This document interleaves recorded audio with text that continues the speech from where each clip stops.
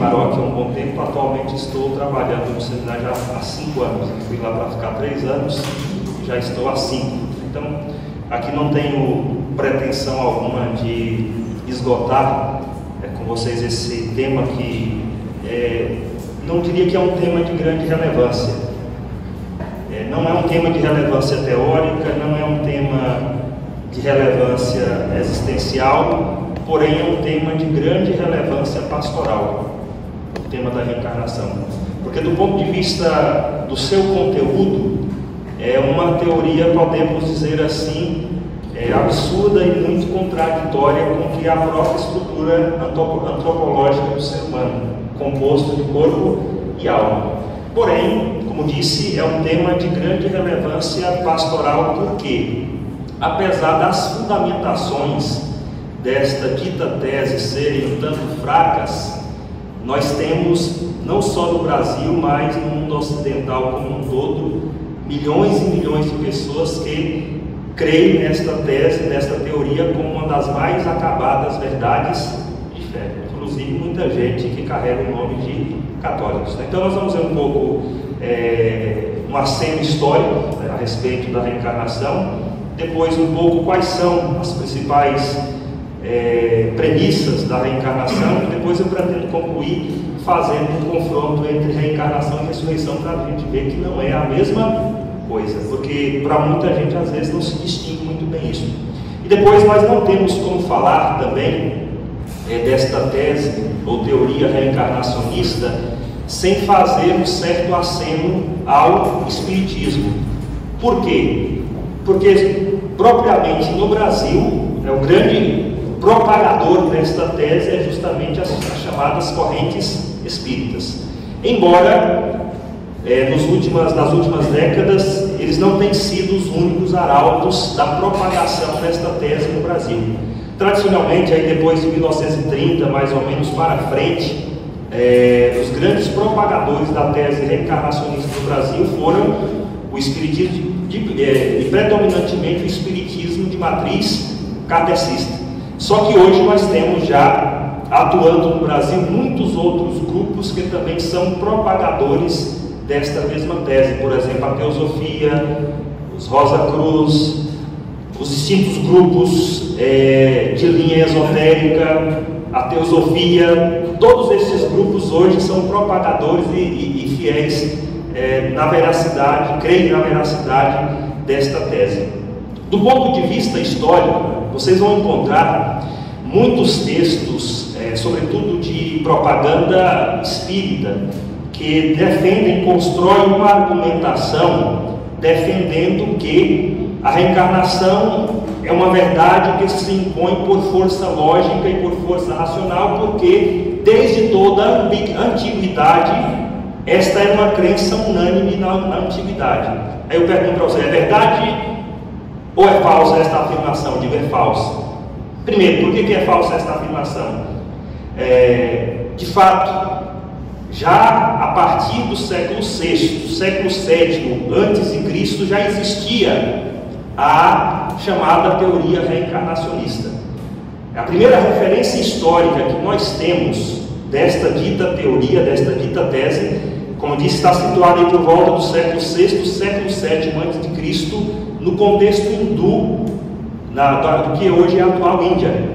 E era ali que começou-se a propagar essas primeiras ideias reencarnacionistas. Depois, elas também, mais tardiamente, foram propagadas no ambiente budista, que também são defensores desta teoria, e depois, em algumas outras religiões de cunho mais pagão, também ela se faz presente. E depois, a partir do século IV, grandes ramos da filosofia grega também são propagadores da chamada teoria reencarnacionista, sobretudo aquelas correntes de filosofia, por exemplo, ligadas a Platão, porque Platão era defensor de uma teoria chamada da transmigração das almas. Então, isso nós vamos encontrar também na filosofia platônica. Aristóteles não. Já em Aristóteles nós não encontramos espaços para a aceitação desta ideia da teoria reencarnacionista. Mas por que não é verdade esta afirmação de que esta era uma teoria unânime na antiguidade, porque nós não encontramos vestígios de teoria reencarnacionista, por exemplo, entre os persas, no Oriente Médio.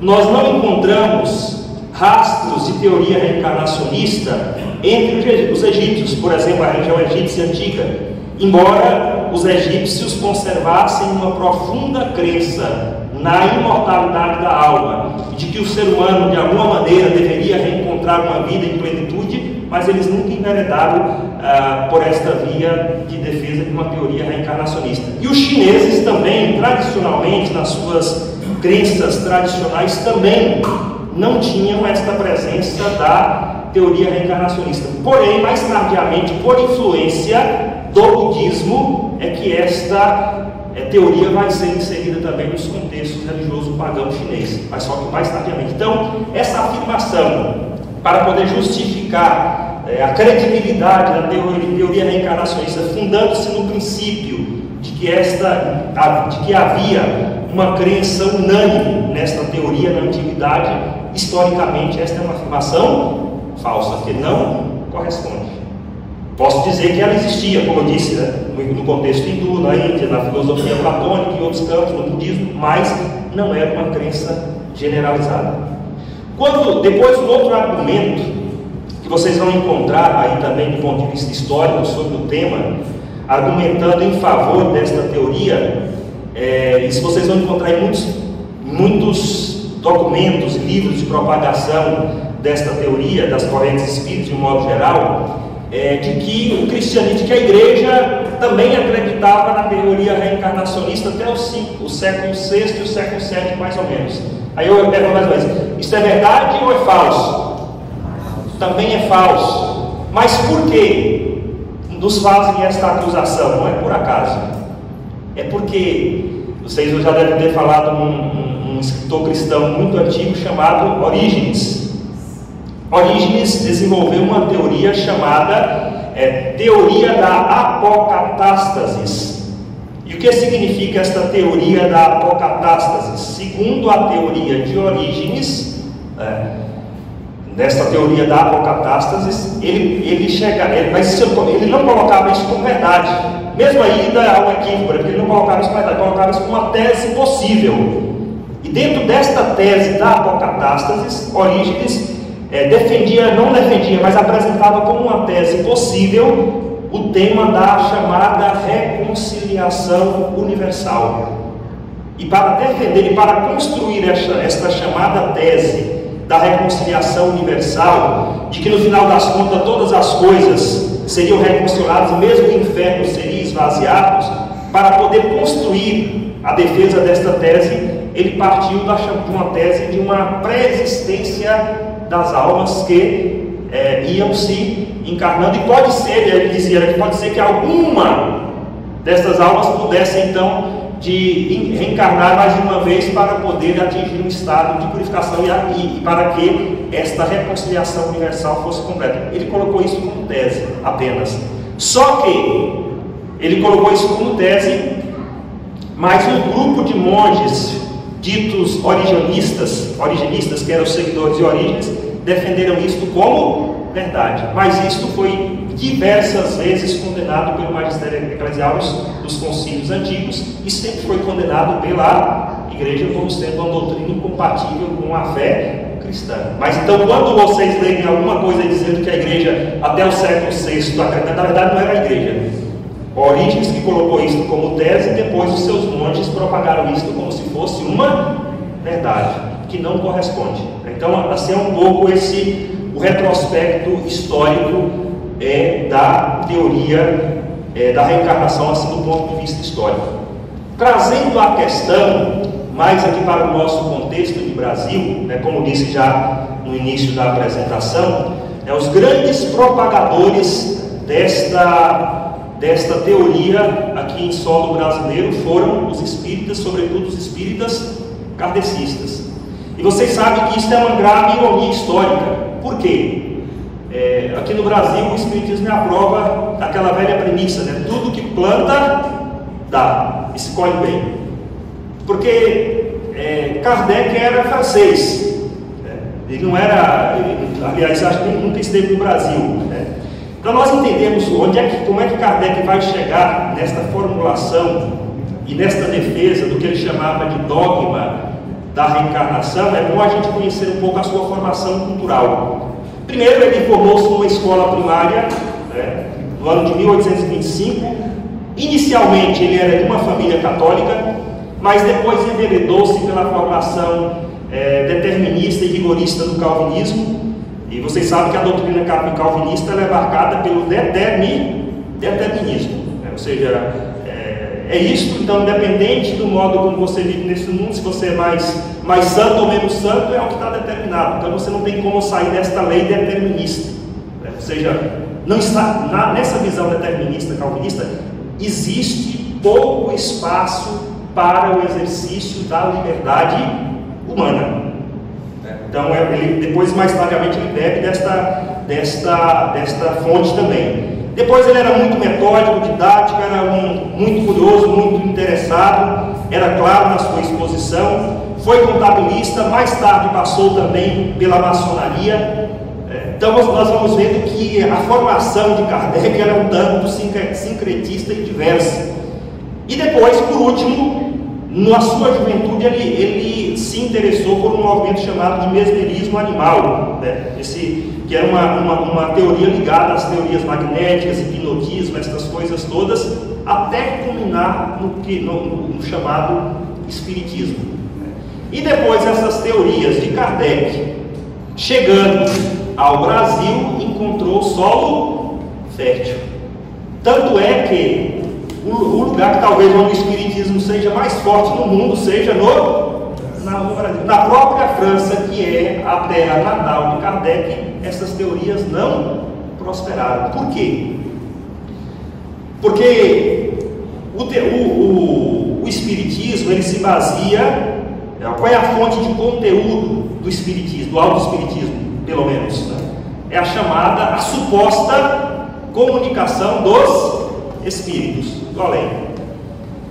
E esta suposta comunicação dos espíritos, então, eles atribuem ao conteúdo dessas supostas revelações espíritas uma verdade última e acabada. Então, fundado nessa ideia, Kardec elaborou a seguinte teoria, a teoria das 3 revelações.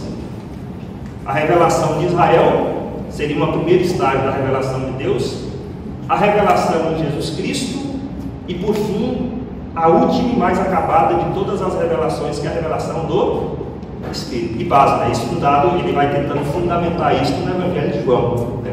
Quando ele diz lá, e vos enviarei para...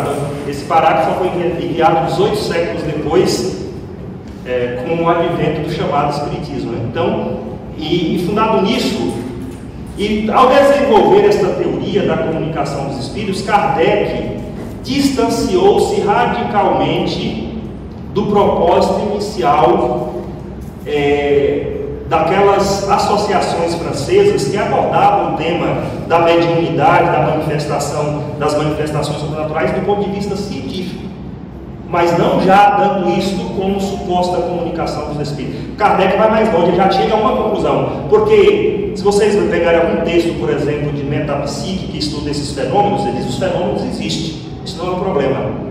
Existem esses fenômenos sobrenaturais? Existem. Qual é o problema do espiritismo? É que ele já pega esses fenômenos e dão por certo de que isso é fruto da ação dos espíritos do além. Esse é o problema. Então ele se distancia disso. E aí isso que vai dar então origem ao espiritismo. E nessa arquitetura do espiritismo, o dogma fundamental é o chamado dogma reencarnacionista. É o reencarnacionista. E aí então o espiritismo passa a receber esse nome concebido como uma terceira revelação, fundado então nessa suposta comunicação dos espíritos. Então a teoria reencarnacionista, nesse edifício desta dita terceira revelação, é a pedra angular, digamos assim, de todo o pensamento espírita. Então vocês percebem que a teoria reencarnacionista ela não foi criada pelo espiritismo.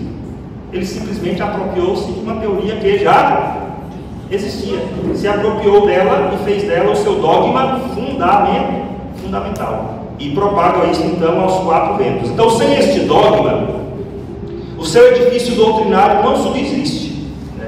Tanto é que Kardec define a encarnação com as seguintes palavras. Ele vai dizer: a reencarnação é o retorno da alma ao espírito à vida corporal, mas em outro corpo, novamente formada para ela e que nada tem de comum com o antigo. Isso está lá no texto de Allan Kardec, o Evangelho segundo o Espiritismo, no número 4. Essa é a definição de reencarnação, vocês vão encontrar lá. Eu repito, a reencarnação é o retorno da alma ou espírito à vida corporal, mas em outro corpo novamente formado para ela e que nada tem de comum com o antigo. Aqui já aparece toda a antropologia complicada desta teoria. Porque, veja bem, existe uma outra verdade, que não é só verdade, antes de ser uma verdade, é uma verdade filosófica, que é a imortalidade da alma. Isso é uma verdade, não é nem verdade de fé, antes de ser verdade teológica, é uma verdade filosófica. Ninguém nega. Nós não encontrar nenhum louco que negue esse fato da imortalidade da alma. Agora, afirmar, quando o Espiritismo afirma que a reencarnação é a criação de um novo corpo para um suposto espírito ou para uma suposta alma que já viveu outras vidas, ela está ferindo um princípio antropológico fundamental. Qual é o princípio antropológico fundamental que ela está ferindo? É connatural que a alma foi feita para o corpo, e é connatural que o corpo foi feito para ser informado pela alma. Quando essa definição de reencarnação diz que para cada nova reencarnação se gera um novo corpo, se rompe o princípio de identidade pessoal, que é um princípio fundamental. Se rompe o princípio de identidade pessoal, porque nós não somos só nós, o nosso espírito, nós somos um composto de corpo e alma. E nós somos nós e a nossa história. Então, quando eu nego esta identificação entre alma e corpo, eu esvazio completamente a nossa existência como seres históricos, dotados de liberdade, dotados de responsabilidade. Primeiro, porque se você hoje, ou seja, se você hoje é dotado de uma alma, mas esta alma já informou outros corpos ou outros seres no passado, então como é que você sabe se você é você? E aí, se nós vamos, por exemplo, porque você vai encontrar algumas distinções, a coisa mais grave ainda, porque os espíritas, de um modo geral, eles não aceitam a metempsicose. O que é a metempsicose? Que é também uma compreensão reencarnacionista. Só que para a metempsicose, elas aceitam as chamadas reencarnações de regressão. Ou seja, você pode reencarnar hoje um homem, um ser humano, e pode ser que talvez você reencarne um bicho. Isso não aceitam. A maioria das correntes espíritas não aceitam isso, mas há algumas que aceitam. Por exemplo, por que a vaca é sagrada na Índia? Por que os macacos são sagrados na Índia?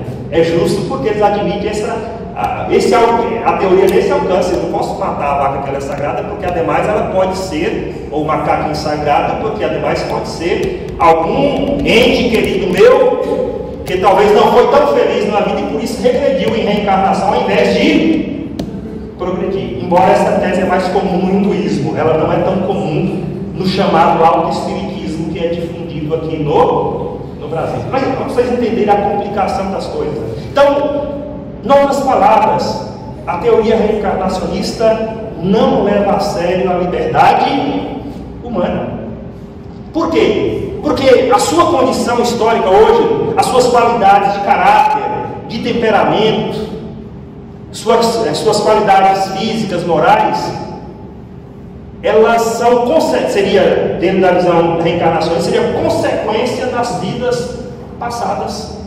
Seja elas, se suas qualidades, aí qual é a explicação que eles normalmente dão? Se você é bem dotado intelectualmente, ou seja, se você tem bons dotes de caráter, de temperamento, boas virtudes, é porque você já acumula um número maior de reencarnações e por isso você é um pouco mais melhorado moralmente do que os outros.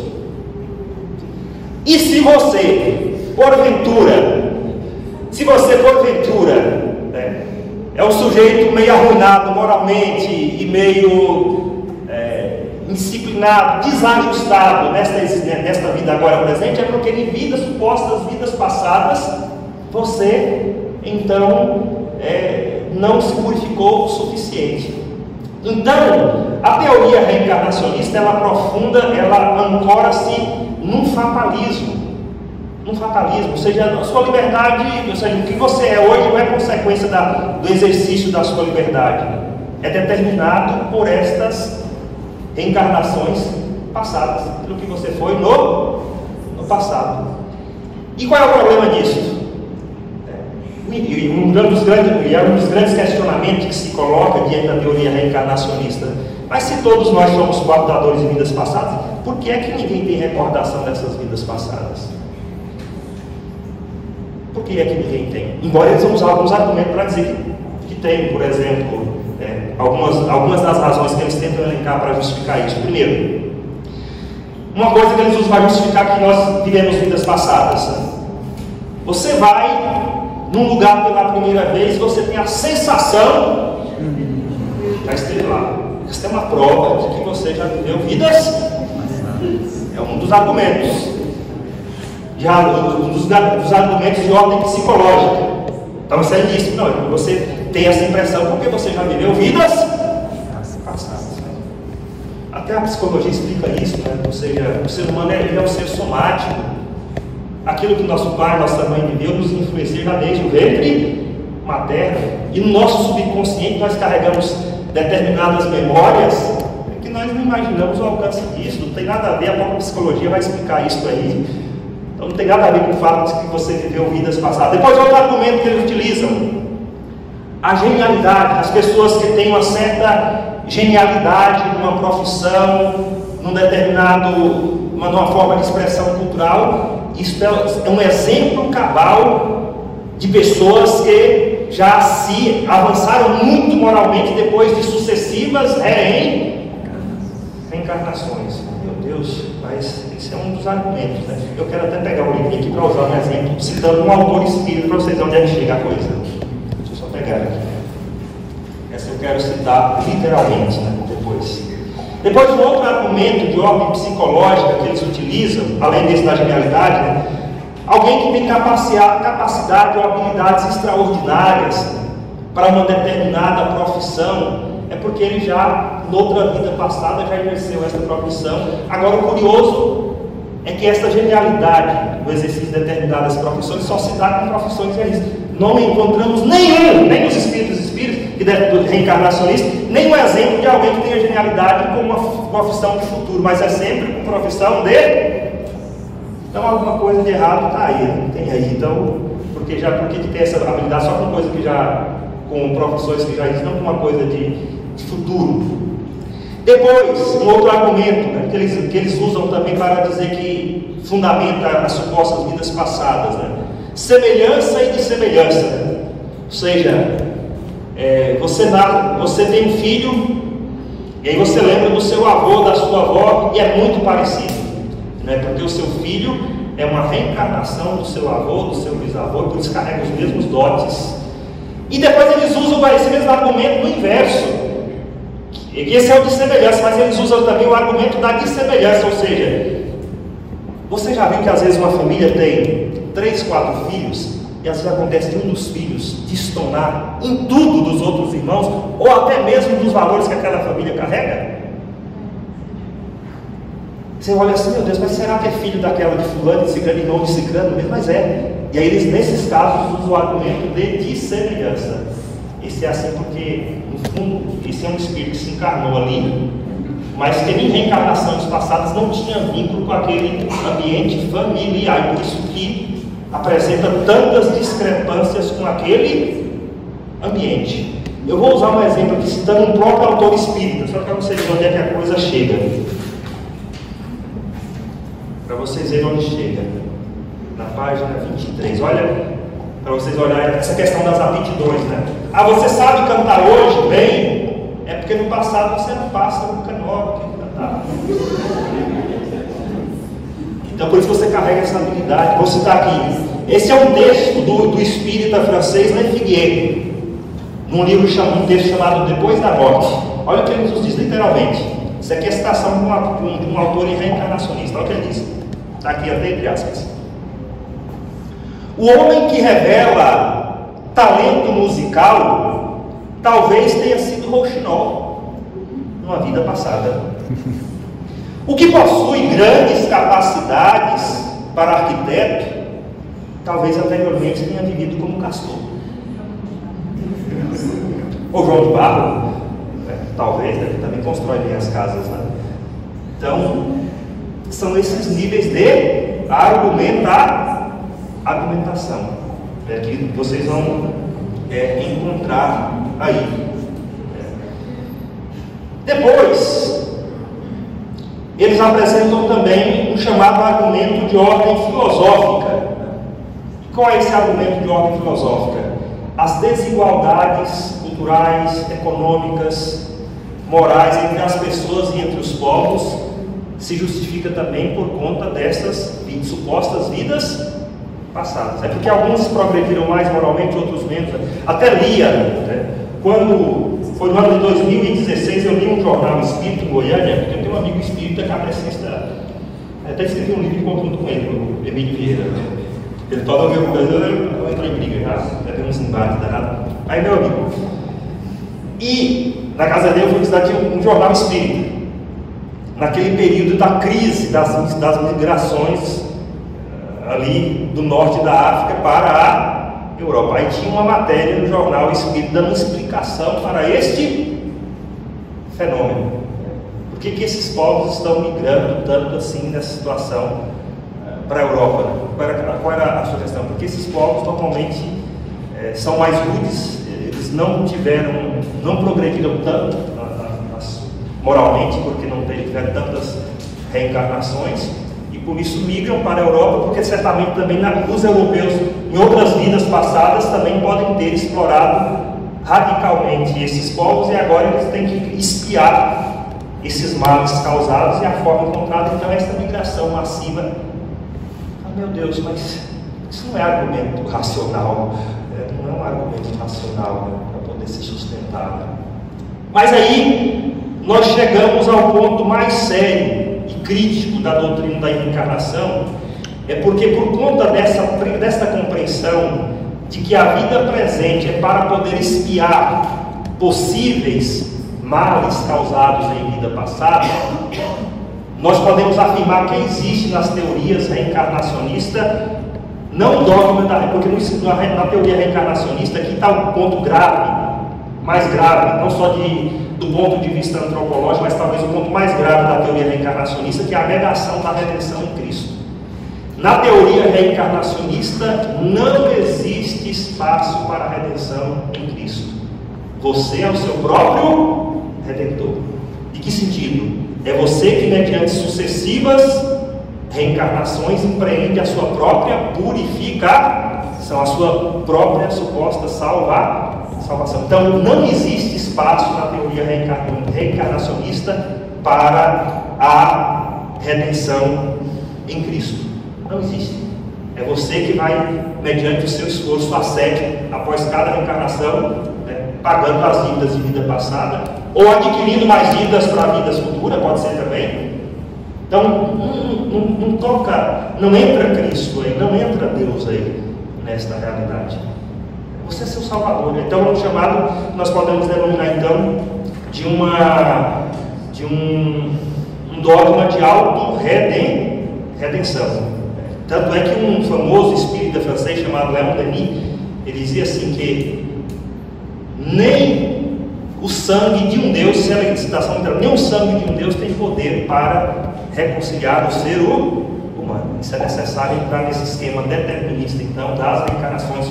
Então, a meu ver, você tem a gravidade antropológica, porque desconstrói esta connaturalidade de corpo e alma, e por outro lado, eu acho que aqui, do ponto de vista da fé, o ponto mais grave é porque nega Evidentemente, o fato da redenção em Cristo. Por quê? A redenção ela é um profundo ato de gratuidade de Deus para com o ser humano. Na teoria reencarnacionista, não existe espaço para a gratuidade. Lembremos da frase de São Paulo, né? Tudo é graça. Ou seja, por graça de Deus que somos salvos. Não existe essa experiência dentro da teoria reencarnacionista. Né? Não há espaço para isso. Então, isso aí eu penso que é a realidade mais grave. Depois, ressaltando agora alguns outros elementos aqui da teoria da antropologia reencarnacionista. Primeiro, então a crença na pluralidade da existência como via de purificação e aperfeiçoamento moral e autorredenção. Ou seja, essa sua existência agora não é a primeira, nem será a última. Olha, você tem sempre uma chance. Se não for nesta vida, será noutra. Então, do ponto de vista psicológico, por que atrai tanta gente? É extremamente confortador. Primeiro que não existe inferno, não existe condenação. Só existe um retardamento, só existe uma dilação no tempo da sua possível, se eu atingir um nível moral ou espiritual mais elevado. Porque se não for nessa vida, será noutra, depois noutra. Mas isso não é viver com esperança. Porque qual é a nossa esperança? Não é morrer, voltar a viver e voltar a morrer. A esperança cristã é morrer uma única vez e voltar a viver para sempre. E é esta experiência que nós encontramos nas Sagradas Escrituras, não é outra. Nós temos 3 textos fundamentais, assim, para a gente refutar esse aspecto da antropologia reencarnacionista, seja da pluralidade da existência e seja desse aspecto da autorredenção e da aperfeiçoamento moral por si mesmo. Primeiro, nós temos um número no catecismo da Igreja Católica que é lapidar nesse sentido, que na verdade é uma simples retomada do número 48 da Lumen Gentium do Concílio Vaticano II, que por sua vez está fundamentado no texto da Carta aos Hebreus, capítulo 9, versículo 27, que nos diz que vai fazer uma afirmação firme e clara da unicidade desta vida. E só por aí já se joga por terra, então, esta pretensão desta multiplicidade de vidas e de existência, como é proposto aí, então, pelas chamadas teorias reencarnacionistas. Então, o que nos diz lá o número 10.13 do Catecismo? Diz o seguinte: a morte é o fim da peregrinação terrestre do homem, é o fim do tempo de graça e de misericórdia que Deus lhe oferece para realizar a sua vida terrestre, segundo o projeto divino e para decidir seu destino último. O tempo da misericórdia, para nós, na visão cristã, vai até o momento em que nós dermos o último suspiro. É para usar a linguagem clara, enquanto nós estivermos em status via, ou seja, enquanto nós estivermos a caminho neste mundo, é o tempo da misericórdia. Encerrando a nossa peregrinação neste mundo, começa o tempo do juízo, não o tempo da misericórdia. Não é essa coisa aberta e definida, individualista, como propõe a teoria reencarnacionista. Isso é o catecismo. Depois segue o texto: quando tiver terminado o único curso da nossa vida terrestre, não voltaremos mais a outras vidas terrestres. Um único curso, e aqui é uma citação literal da Carta aos Hebreus, capítulo 9, versículo 27. Quando terminar o único curso da nossa vida terrestre, é esta vida. Então, o cristianismo leva a sério a nossa liberdade. Não, se você não fez bem agora, você poderá fazer bem noutra vida, mas isso não é levar a sério a liberdade do ser humano. Olha, para a visão cristã, as nossas escolhas nesta vida são temporais, mas têm consequências eternas. Não podemos esquecer disso. Então, por isso que o cristianismo, aliás, eu acho que nesse mundo que nós estamos vendo, a única instituição que leva a sério a liberdade do homem é o cristianismo e nenhuma outra. Ninguém mais tem levado a sério a liberdade do homem. A liberdade do homem é um fato, é real, é concreto, e temos que levar isso a sério. Temos que levar isso a sério. E aí termina o texto do catecismo. Os homens morrem uma só vez. Não existe reencarnação depois da morte. Essa mesma afirmação vocês vão encontrar depois repetida lá na Lumen Gentium número 48, e que são textos que estão aí fundados na Carta aos Hebreus, capítulo 9, versículo 20 e 27. Então, uma única vida, ou seja, sua decisão pelo bem e pelo mal é agora. Se vocês forem no Evangelho de João, capítulo 3, tem um versículo, não lembro só o meu capítulo, em que aparece muito claro no Evangelho de João que o juízo já está posto. Ele diz: quem crê em mim está salvo, quem não crê já, em certo sentido, para o cristão, o juízo já está posto. E esse juízo se refere à rejeição ou à aceitação de Cristo. Então, por isso que a nossa liberdade tem que ser levada a sério. Depois, um outro aspecto da antropologia reencarnacionista. A antropologia reencarnacionista ela é profundamente marcada por o chamado dualismo entre matéria e espírito, como se fossem duas coisas opostas e não complementares. E aqui é uma outra distinção muito radical entre a antropologia espírita reencarnacionista e a antropologia cristã.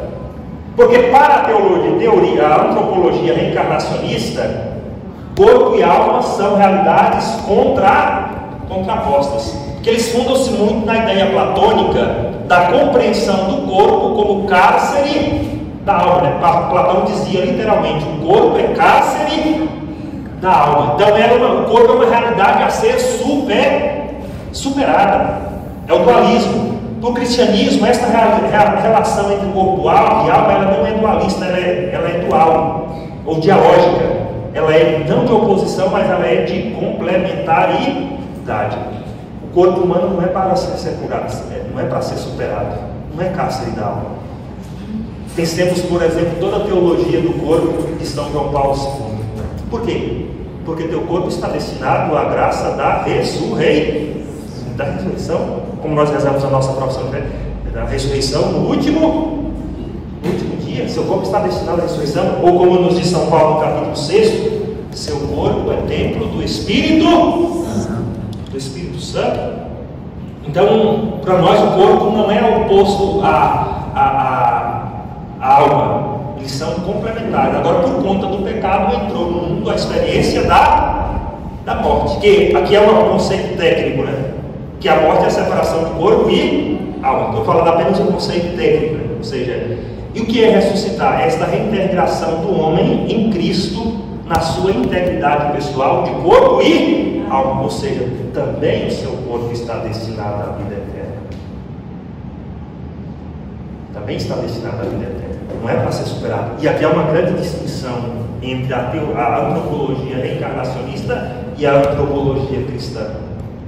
Seu corpo tem uma dignidade, tem um valor. É por isso que o corpo, diante do corpo, tem que ter um equilíbrio muito grande.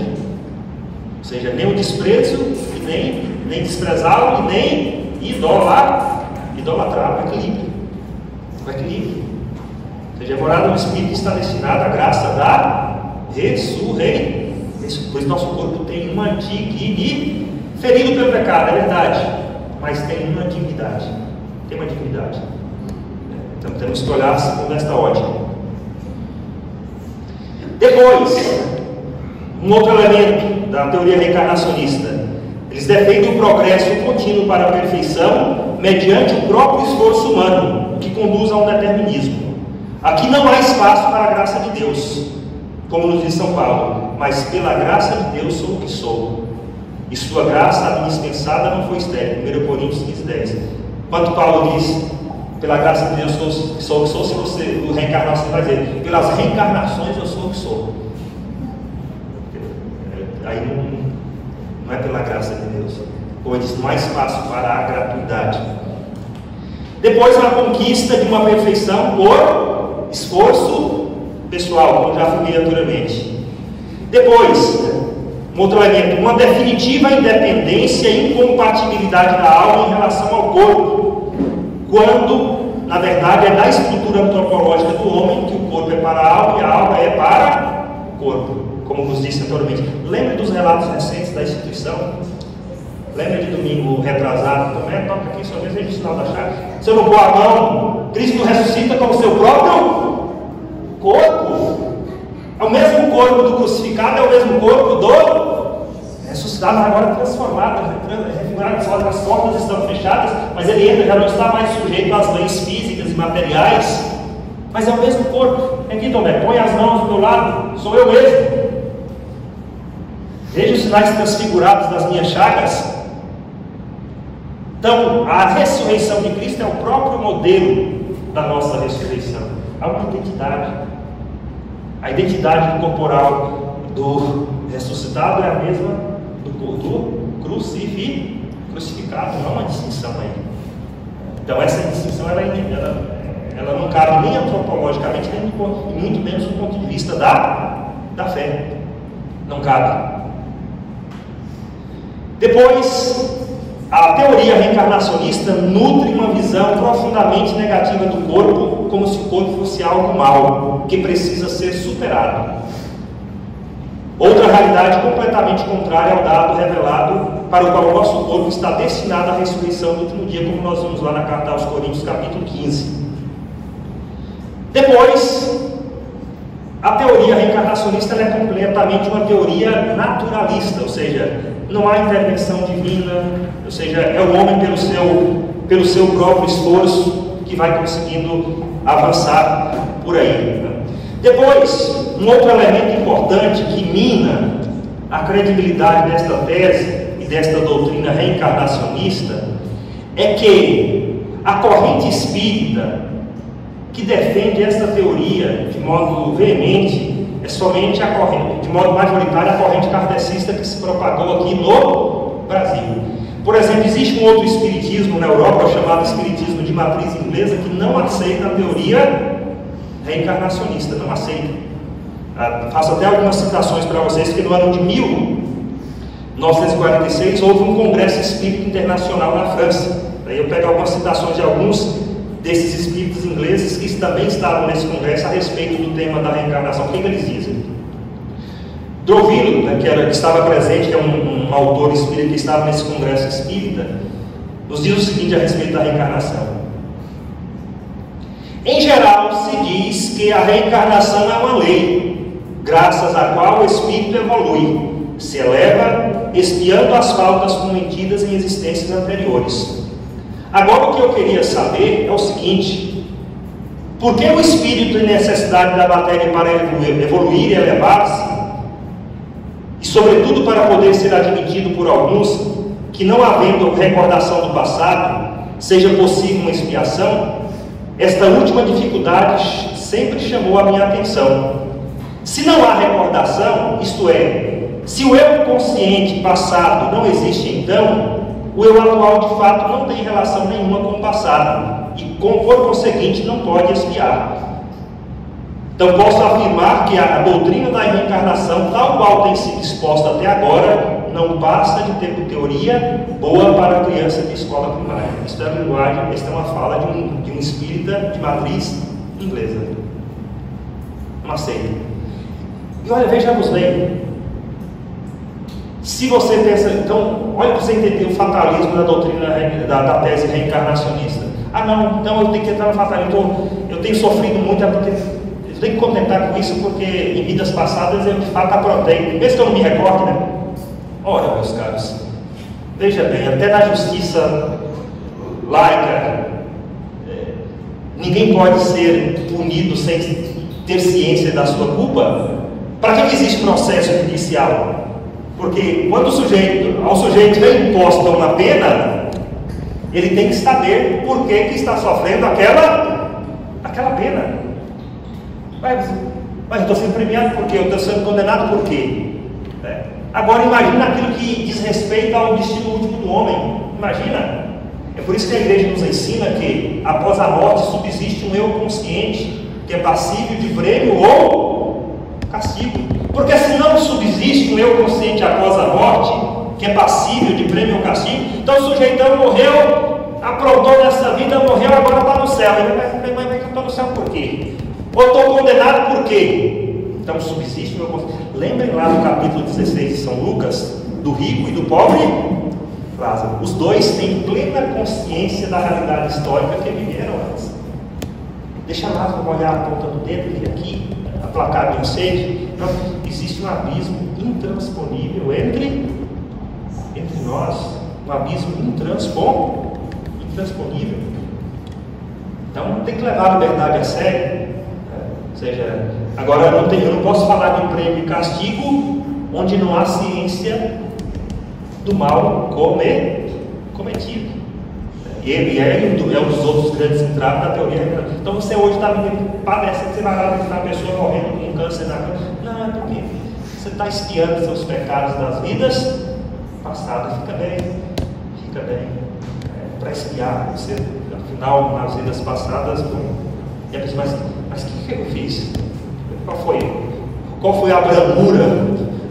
Qual foi a bravura que eu pratiquei para sofrer esta pena tão cruel agora?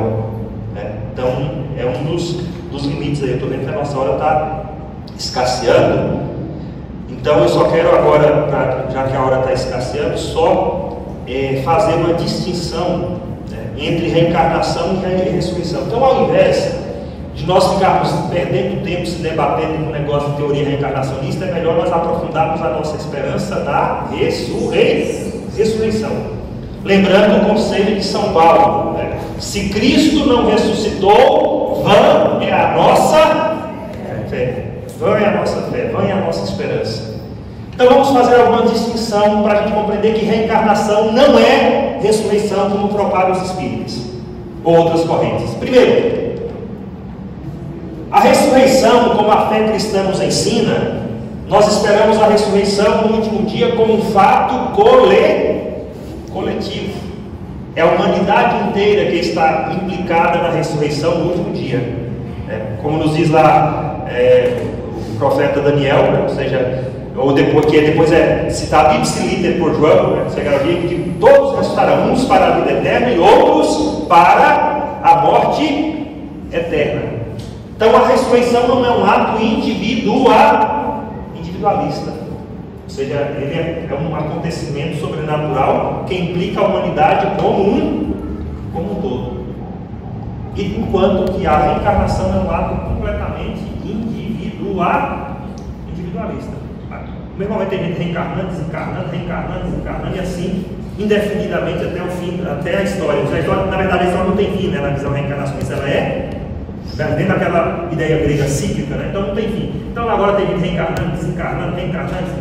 Então, depois, e aí já no segundo aspecto, a visão da ressurreição no último dia nos dá uma visão linear da história.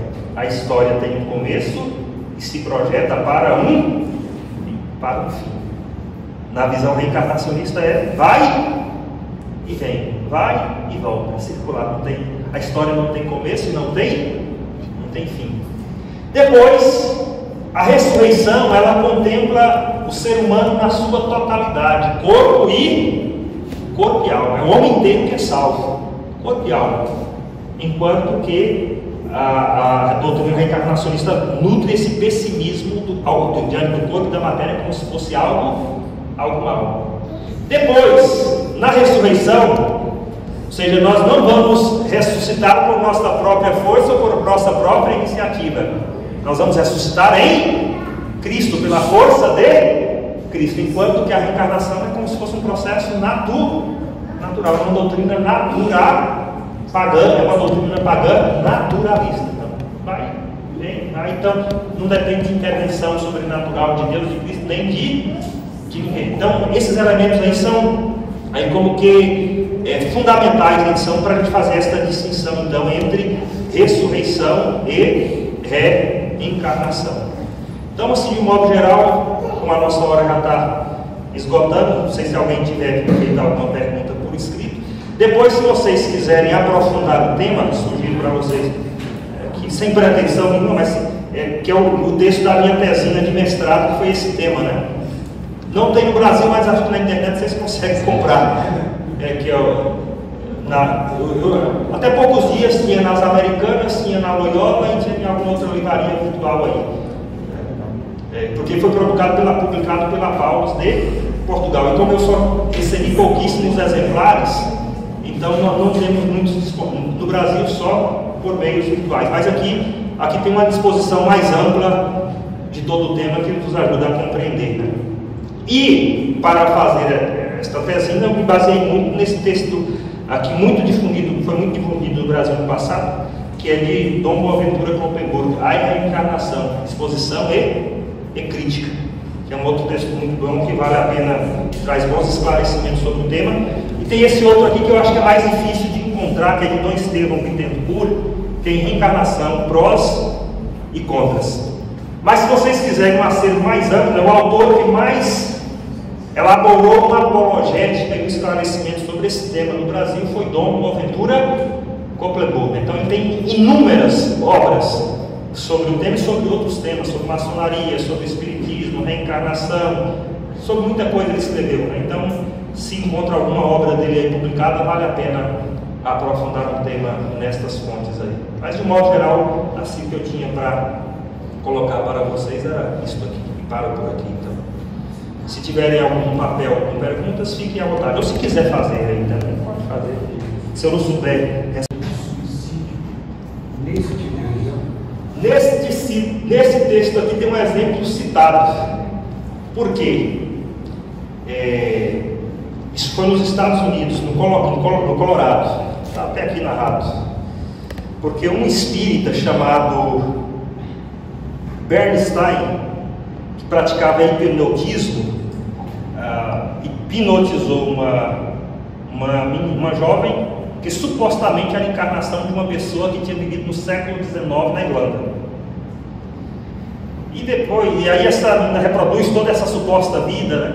E um jovem de 19 anos ele depois pegou esses relatos e transformou num livro. Isso foi no ano de, deixa eu só pegar aqui, vou pegar o ano aqui, no ano de 1923. No ano de 1923, em Colorado, nos Estados Unidos. E um jovem de 19 anos, um bocado impressionado com esta suposta vida passada desta moça que assumiu o nome de Braden Murphy, né? Então, querendo também fazer essa experiência, então ele cometeu suicídio. Está aqui a narrativa, está aqui, ó. Ele cometeu suicídio porque na esperança que ele ia reencarnar para poder depois fazer essa mesma experiência de reencarnação. Está aqui, vou ler literalmente para vocês. As consequências deste reboliço foram sensacionais. Na Califórnia, Mr. Hipnose, como ele ficou conhecido, vendeu naquela época, 1923, com esse relato desta suposta hipnose desta jovem reencarnada, vendeu mais de 170 mil cópias. Para vocês entenderem quanto que isso aguça a curiosidade malsana, né? Então o mestre de hipnose fez retroceder uma mulher que fora a cavalo em 1800. Em Shreveport, Louisiana, registrou-se o recorde. Um rapaz de 17 anos hipnotizou uma moça que recuou 10 mil anos no tempo. Isso é a narrativa espírita, né? Em Oklahoma, um jovem de 19 anos, chamado Richard Swink, redigiu a seguinte mensagem: sinto muita curiosidade acerca do relato de Braden Murphy, por conseguinte quero investigá-lo pessoalmente. E suicidou-se com um tiro para poder fazer essa experiência. Então, de fato, nesse texto aqui, também desse tema do suicídio que tu coloca, aqui tem uma tratativa nesse texto aqui, por falar uma tratativa, ele diz que justamente essa teoria, em muitos casos, aguça o caso do suicídio. Em que sentido ele diz, né? Porque qual o mecanismo que ela cria psiquicamente?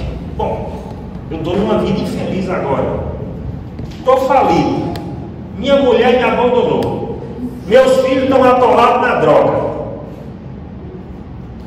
O que importa eu tirar minha vida se eu tenho outras a resolver? Eu não posso resolver agora eu não estou em condições de resolver, eu posso resolver em vidas futuras. Então, no fundo, se pegar o negócio ao pé da letra, é um dispositivo que favorece a prática do suicídio. Se pega ao pé da letra, é um dispositivo que pode favorecer grandemente esse tipo de coisa. Isso aqui é tratado aqui, por que você encontra aqui, que a gente já vê literalmente, porque Esse aqui o livro já faz algum tempo. Eu não vou encontrar aqui agora, mas é nesse livro aqui, se tu procurar, tu vai encontrar esta abordagem aí. Alguma outra questão? Não sei se responde a sua pergunta, mas é isso aí, né? E última pergunta. Pois bem, queria só que o senhor esclarecesse para ver se eu entendi direito. A partir da sua explicação, a partir da analogia, né, das duas teorias, né, tanto a cristã quanto a de reencarnação, a felicidade para quem acredita na reencarnação seria um corpo vindo à Terra, mas de uma felicidade materialista, seria isso? Na verdade, esta não é a felicidade. Este é o mecanismo que conduz à suposta felicidade. Então, a felicidade não é reencarnar-se. Porém, você vai alcançar a perfeição, a suposta perfeição, através desse mecanismo determinista. Ou seja, você tem que ir expiando as suas culpas passadas até atingir um nível de superação dessa sua dimensão material, que é um peso, que é uma escravidão. Na verdade, a reencarnação ela não é prêmio. Ela tem uma espécie de... é como se fosse uma espécie de pena. Entende? É uma pena. Na verdade, é uma pena e oportunidade ao mesmo tempo, né? Diria aí dentro da compreensão reencarnacionista. Então, ela não é o fim. Ela é o mecanismo que conduz a esse determinado fim, que seria a perfeição do espírito. Aí, digamos aí, usando a linguagem da teoria reencarnacionista. Outro ponto também seria que, então, os corpos poderiam dizer que são descartáveis. São descartáveis. Tanto é que o próprio, etimologicamente, reencarnar, ou seja, assumir outro corpo. No caso dos hinduístas, por exemplo, que admitem a metempsicose, ou seja, pode até regredir. Se você está tendo essa vida agora e você piora ainda as coisas ainda moralmente, você pode voltar num cachorro, num cavalo. Então, em vez de progredir, regredir. Então, a metempsicose admite. O autoespiritismo não admite isso, né? Mas algumas correntes de cunho mais panteísta e hinduísta admitem esta possibilidade. Vai evoluindo, e quando chega nessa vida perfeita, morre? Não, porque aí que entra um outro problema dessa compreensão.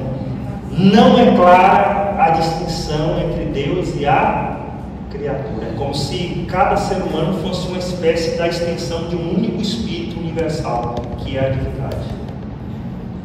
Então, a perfeição ou seja, desvencilhar-se de qualquer peso da matéria para tomar seu lugar pleno nesse grande espírito universal que compõe a divindade. Então é um outro aspecto muito complicado da teoria reencarnacionista, que muitas delas é agravada a visão panteísta. O que é a visão? Deus é tudo e tudo é Deus. Não há distinção entre a criatura e o criar. É uma fusão. No fundo, essa perfeição seria quase como que esta fusão do grande espírito universal que constitui a divindade. Não há uma clara distinção aí. Isso é muito mais... No chamado autoespiritismo, eles até tentam desvencilhar-se disso. Mas no chamado baixo espiritismo, que é Umbanda, Candomblé, esoterismo e outras religiões animistas, é muito claro esta fusão. Muito claro. Não tem como fugir. Deus é tudo e tudo é Deus. Então tem essa realidade aí. Alguém mais? Então eles têm a própria Bíblia deles?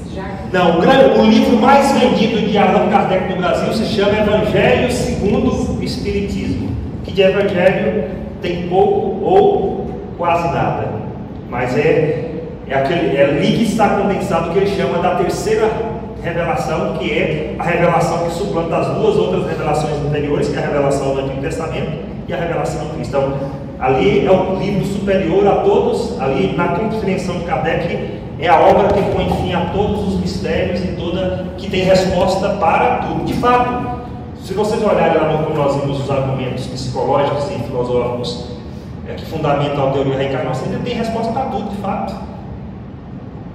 Não existe no Espiritismo espaço para o mistério. Não existe, porque tudo tem uma explicação das supostas vidas passadas ou futuras. Quem é Jesus para eles? Um espírito evoluído que que já após sucessivas reencarnações, talvez os espíritos mais evoluídos do ponto de vista moral, que já habitou esse mundo, já diz um patamar de evolução moral que quase ninguém, praticamente ninguém ainda alcançou, mas por conta desse mecanismo também. Ou seja, entende? E como é que eles conseguem identificar a individualidade de Cristo se a cada corpo ele é um ser? Esta é a interrogação que se coloca.